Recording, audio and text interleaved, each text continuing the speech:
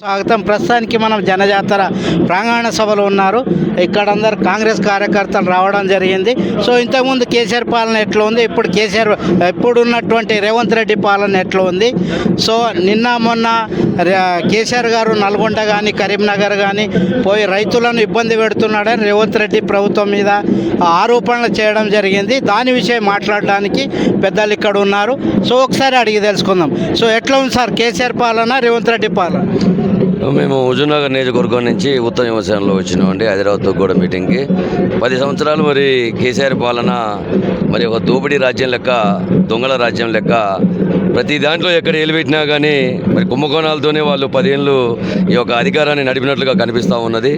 మరి యొక్క రాజ్యంలో కేసీఆర్ ప్రభుత్వంలో అందరూ ఎందుకు ఇలా వెనకబడతానో మన తెలంగాణ సోనియమ్మ ఇచ్చింది, మరి బంగారు తెలంగాణ చేస్తా అన్నాడు, ఉన్న గడికి దోసుకోవడం జరిగింది తప్ప బంగారు తెలంగాణ కాదు కదా.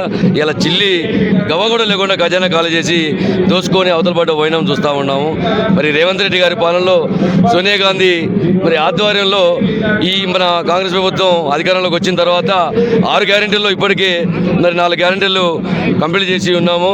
మరి మిగతా 2 గ్యారెంటీలు కూడా మరి త్వరలో వాటిని పూర్తి చేయడానికి మరి రేవంత్ రెడ్డి కానీ మా మంత్రులు కానీ మరి కాంగ్రెస్ ప్రభుత్వం అధికారంలో అందరూ ఉమ్మడిగా కలిసికట్టుగా మరి ఎంతో కృషి చేసి ఈ యొక్క ప్రభుత్వాన్ని మరి గత ప్రభుత్వం కన్నా మెండైన ప్రభుత్వంగా చేయడానికి ఎంతో సహాయశక్తులతో కృషి చేస్తున్నాము. సో రేవంత్ రెడ్డి గారు డిసెంబర్ 9 నాడే రుణమాఫీ చేస్తా మీరు తీసుకోండి అన్నారు. ఇప్పటి వరకు ఆ మాటే లేదు. మీరేమంటారు దాని పట్ల? సో బీఆర్ఎస్ వాళ్ళు కూడా ప్రశ్నిస్తున్నారు, ఇదే రుణమాఫీ చేయండి వెంటనే అంటున్నారు. మీరేమంటారు? రుణమాఫీ చేద్దామన్నమాట వాస్తవమే, కానీ వ్యాపారంలో మరి మొత్తం దోసుకొని పోయి ఖజానా ఖాళీ చేయడం వలన ఇప్పుడు మనం గ్యారెంటీలు పెట్టిన దానికే మనం అప్పు తెచ్చుతుంది. కొంచెం ప్రజలు కూడా గమనించాలి. ప్రభుత్వము మాఫీ చేస్తుందని అంటే ఖచ్చితంగా ఆనాడు వైఎస్ రాజశేఖర రెడ్డి గారు ముక్కుముడిగా ఏకదాటిగా ఒకేసారి మరి రైతులకు రుణమాఫీ చేసిన ఘనత కాంగ్రెస్ పార్టీది. ఇవాళ అదే ఘనత కూడా రేవంత్ రెడ్డి గారు కూడా ఒకేసారి ముక్కుముడిగా మరి రైతుల కళ్ళల్లో వెలుగులు చూస్తానికి కొంచెం లేటు కావచ్చు, కానీ ఒకేసారి మరి 2 లక్షల రుణమాఫీ చేయడానికి కాంగ్రెస్ ప్రభుత్వం సిద్ధంగా ఉంది. టీఆర్ఎస్ మాటలు, కల్లబొల్లి మాటలు నమ్మకోకుండా, ఇంకా వారి మాయ మాటల్లో ఉండకోకుండా ఇందిరమ్మ రాజ్యం అంటేనే ప్రజలకు మరి పేద గృహాల్లో వెలుగులు నింపిన ఇందిరమ్మ రాజ్యం కాబట్టి మరి టీఆర్ఎస్ మాటలు నమ్మొద్దండి. కాంగ్రెస్ ప్రభుత్వం మీకు కన్నతల్లని పార్టీ కాబట్టి మీకు కళ్ళలో చిరునవ్వు తెస్తానికి ఉమ్మడిగా రేవంత్ రెడ్డి సైన్యం కూడా మహా ఉత్సాహంగా పనిచేస్తూ ఉన్నది. ఈ 100 రోజుల్లో మేము అన్ని 6 గ్యారంటీలు పూర్తి చేస్తామన్నారు, ఇప్పటి వరకు లేదు అని బీఆర్ఎస్ వాళ్ళ ప్రశ్న. మీరేమంటారు? 6 గ్యారెంటీల్లో మనం ఇప్పటికీ 4 గ్యారెంటీలు కంప్లీట్ చేసి ఉన్నాము.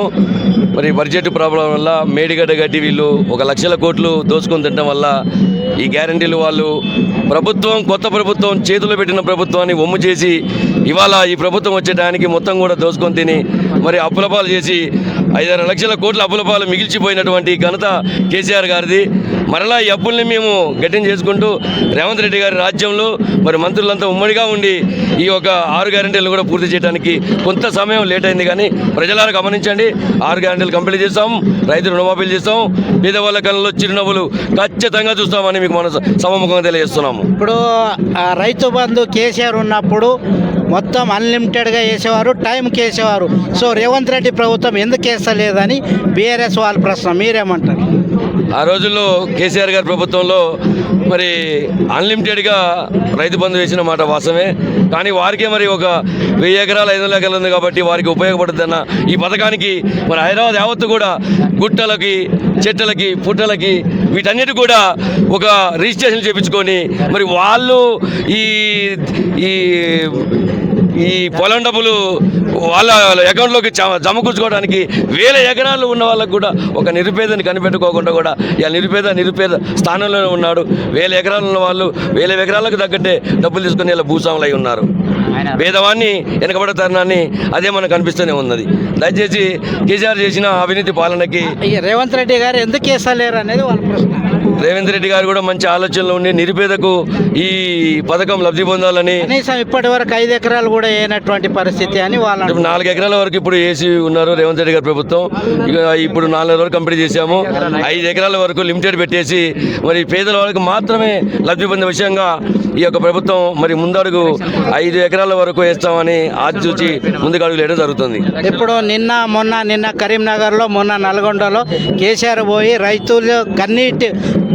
రైతులకు కన్నీరు తెచ్చినటువంటి ప్రభుత్వం ఏదైనా ఉందంటే అది కాంగ్రెస్ ప్రభుత్వం అని విమర్శ చేస్తున్నారు. దానికి మీరేమంటారు?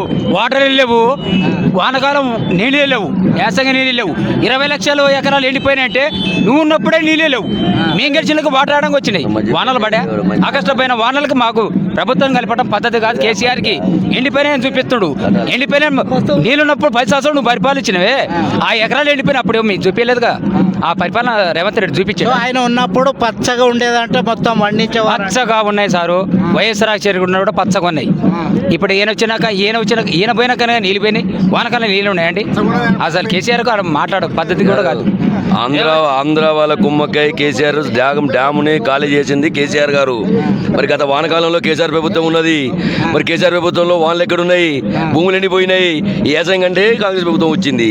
మరి మొన్న రీసెంట్గా వానకాలం కేసీఆర్ ప్రభుత్వం ఉన్నది కదా, ఎక్కడ భూములు పడినాయి, ఎక్కడ లబ్ధి పొందినారు?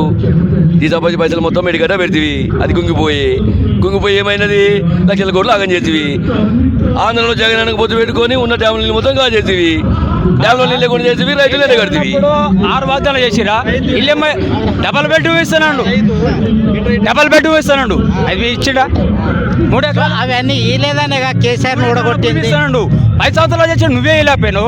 నేను 100 రోజులు పూర్తిగా 4 నెలలు కాలేదండి. బడ్జెట్ కాళేశ్వరం పిచ్చి పెట్టి సొంగళ్ళు కొంగళ్ళు అన్ని దొక్కి అప్పులకు పాలు చేతివి, 1,00,000 కోట్లు తెగితి. ఇంకేం కావాలండి? ఇంకా పేదవానికి ఇల్లు ఇస్తానండి. కేవలం పచ్చగా ఉందంటే ఆయన కుటుంబం పచ్చగా ఉంది. నిరుద్యోగులకు మొత్తం రోడ్ల మీద పడిపోయారు. ఉద్యోగులు నీ ఇంట్లో 4 ఉద్యోగాలు, నీ చుట్టాలు, నీ బంధువులు, నీ అల్లుడు సంతోషరావు వీళ్ళందరికీ ఉద్యోగాలు ఇచ్చుకొని నువ్వు పచ్చదనంగా ఆడుకుంటూ నువ్వు ఉన్నావు తప్ప ఈ చదువు ML, PhD, PhD చేసిన వాళ్ళు రోడ్ల పాలయ్యి రోడ్ల మీద తిరుగుతున్నారు. ఫస్ట్ వీళ్ళని పచ్చగా చేయి, నువ్వు తర్వాత మాట్లాడు. నువ్వు పచ్చదనం నీ ఇంట్లో ఒక 3 నెలల నీ ఉద్యోగం పోయినందుకే నువ్వు తణుకులాడి వస్తున్నావు. సో అవన్నీ చేయలేదనేగా కేసీఆర్ ఊడగొట్టింది. మీరెందుకు చేస్తలేరు అనేది మేము దళితులం.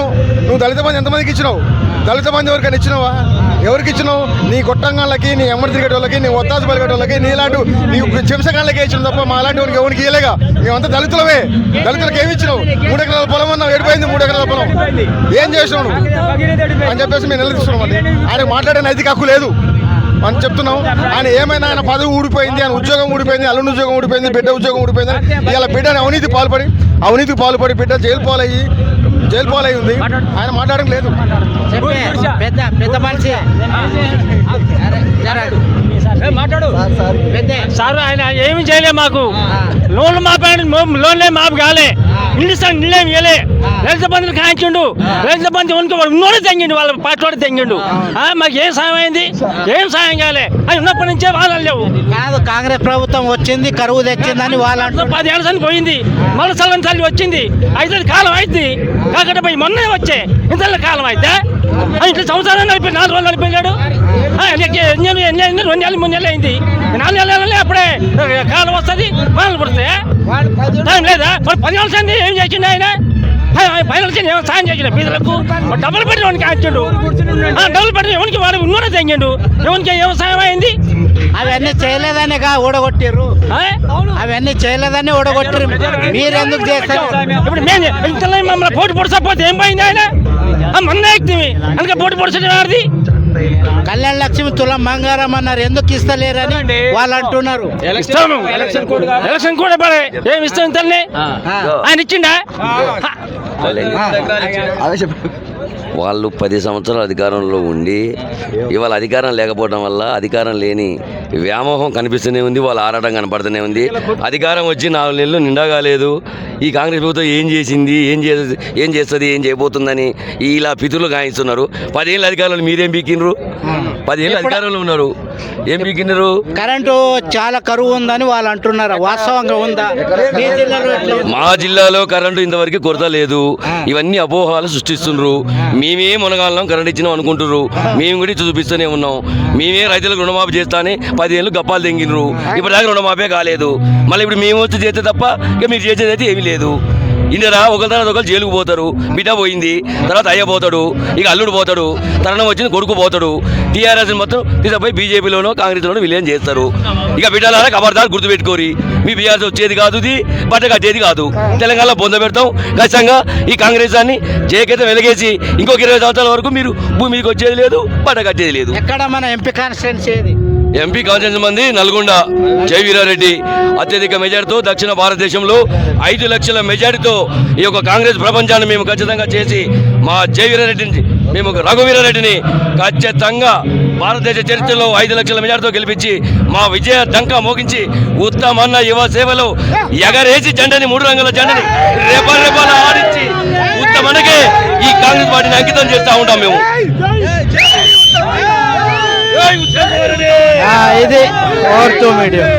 ఒకటి మేము సంఘాలం కేసీఆర్ ఏమన్నాడంటే తొలి తమ్ము నాకు గెలిచే ముందలా 3 ఎకరాల పొలం ఇస్తున్నాడు, ఇళ్ళు ఇస్తున్నాడు,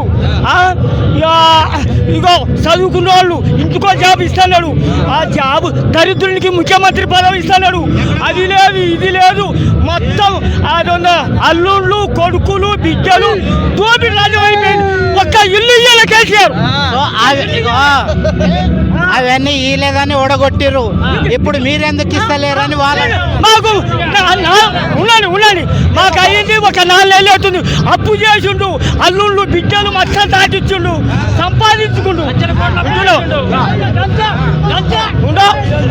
లక్షల కోట్ల అప్పు చేపించామంటుండంటే నువ్వు 10 సంవత్సరాలు చేసా నువ్వేమిస్తావు? వీడు కాంగ్రెస్ వాళ్ళకి ఇవ్వద్దు అని ఒక్కొక్కటి కాంగ్రెస్ వాళ్ళు ఇవ్వవు కానీ 10,000 మళ్ళీ 10 మందికి 10 లక్షలు ఏదో అదేంటో ఆ లోన్ అట. ఆ లోన్ పేరేది అంటే సారు 11వ తారీఖు రిలీజ్ చేసిండు కదా, ఎక్కువే రైతున్నాయి. ఎంతమందికి ఇస్తావు? దాంట్లో మంది ఎంతమందికి ఎవడు లీడర్ ఉంటే వాడికి ఇచ్చినారు. ఒక గద్వాల ఎమ్మెల్యేకి ఇష్టమని కూడా అంతే చేసినాడు. ఎవడు తెల్లబోయి అంగిస్తే వాడికి ఇచ్చినాడు. ప్రజలు బీదవాళ్ళని ఏమో చూడలేదు. రైతుల కన్నీళ్ళు పట్టిస్తుందంట కాంగ్రెస్ ప్రభుత్వం. ఎవడయ్యా మీరు 10 ఏళ్ళు చేసేది తెలుగుదేశం. నెహ్రూ గారు ఓపెన్ చేసింది కాంగ్రెస్ ప్రభుత్వం. అసలు ప్రాజెక్టు కట్టించింది నెహ్రూ గారు, ఇందిరమ్మ గారు. కాలం తెప్పించింది వాళ్ళు. ఈయన వచ్చి కాళేశ్వరం కట్టి లేరా 1 కోటి ఎకరాలు నీళ్ళు ఇస్తున్నాడు. దొంగల బండి చేస్తున్నాడు. 1,00,000 రూపాయలు మాఫ్ చేయలేకపోయాడు. 1,00,000 రూపాయలు చేయమనంటే 1,00,000 రూపాయల గిట్ట మాఫ్ చేయలేకపోయాడు. ఒక బెడ్రూమ్ అన్నో కట్టిండు. ఇప్పుడు ఇందిరమ్మ రాజ్యం వస్తుంది. ఇల్లుకు ఇంటింటికి పల్లెటూళ్ళలో ఇల్లు కట్టిస్తారు. పెన్షన్ ఇచ్చుడు ఇంతవరకు ఒక ఇల్లు ఇవ్వలేదండి. ఇల్లు ఇవ్వలే కేసీఆర్, ఇవ్వలే. ఏంది ఇప్పుడు కాంగ్రెస్ ప్రభుత్వం ఇస్తుందంట తప్పకుండా. కట్టబద్దు 100 కష్టం. కాంగ్రెస్ ప్రభుత్వము ఇచ్చేస్తుంది, అయ్యేది 10 ఏళ్ళు పరిపాలన చేస్తుంది. మామే ప్రజా దర్బార్, ప్రజల గేట్ ఎరగొట్టాడు. ప్రజా పరిపాలన ప్రతి ఒక్కరిని మేలు చేసే ప్రభుత్వం రేవంత్ రెడ్డి ప్రభుత్వం. ఖచ్చితంగా తీర్చాడు, ప్రజల కోరికలు అమలు చేస్తాడు. అందరి కోరికలు నెరవేరినాక ప్రభుత్వం నిలబడతారు. ఇది ఓటు